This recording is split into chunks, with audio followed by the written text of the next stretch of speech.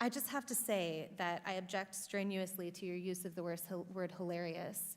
To me, this feels a lot like your reaction to being named in one of these manifestos. Now, you're of course not responsible for the words of somebody writing that document, but I do think that laughing at it is a real problem, because these are real families that are impacted by this violence. And I think our efforts towards talking about this have to start from a place of mutual respect, which is what I've heard from this side of the table. Now, the reason we don't have those numbers, I want those numbers as much as you do, but to say the numbers don't show something is simply not supported by the data.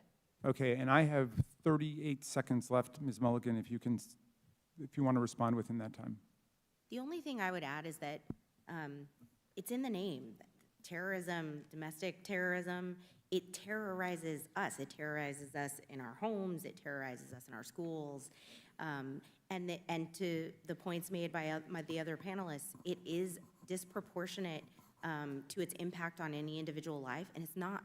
You reject the idea it's something that doesn't matter, or doesn't really matter? Absolutely reject.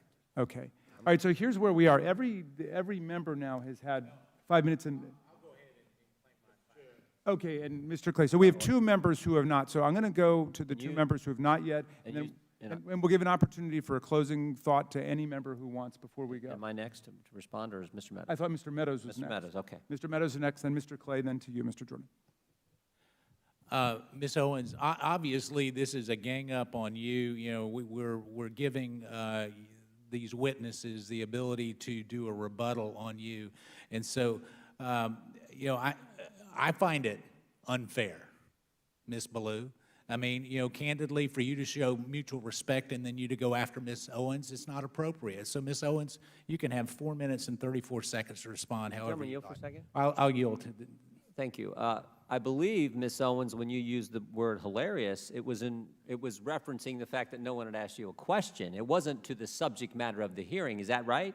That is correct. And to have another witness insinuate something that is not accurate is just not appropriate, Mr. Chairman, for how witnesses are supposed to behave in front of this committee. I also think you didn't say it doesn't matter about the subject matter of today's hearing. You said there are other subjects that matter as well, and maybe we should spend some time on those. Is that accurate? That is correct, and they matter much, much, much, much more, and I have said that. I said that in my opening, and I will say it again. You know that white supremacy and white nationalism is ranks nowhere near the top of the issues that are facing Black America. And the reason that you are bringing them up in this room is because it is an attempt to make the election all about race, as the Democrats Not in my case, Ms. Owens. I'm sorry. Please do not characterize my motive. Mr. Chairman, it's my time.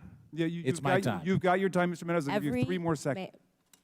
Every 4 years, you bring up race, and you knew exactly what I meant when I said hilarious, and you just tried to do live what the media does all the time to Republicans, to our president, and to conservatives, which you tried to manipulate what I said to fit your narrative, okay?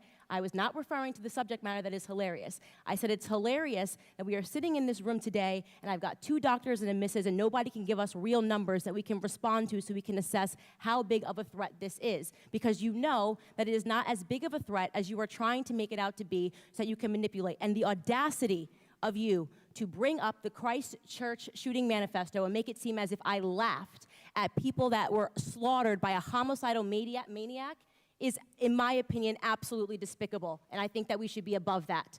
To try to assign reality or any meaning to a homicidal maniac writing a manifesto, which, by the way, let the record show, also stated Spyro the Dragon, the child's cartoon, as a source of inspiration. He also cited Nelson Mandela as a source of information. I don't think that Nelson Mandela has inspired mosque shootings. You can correct me if you think I'm wrong.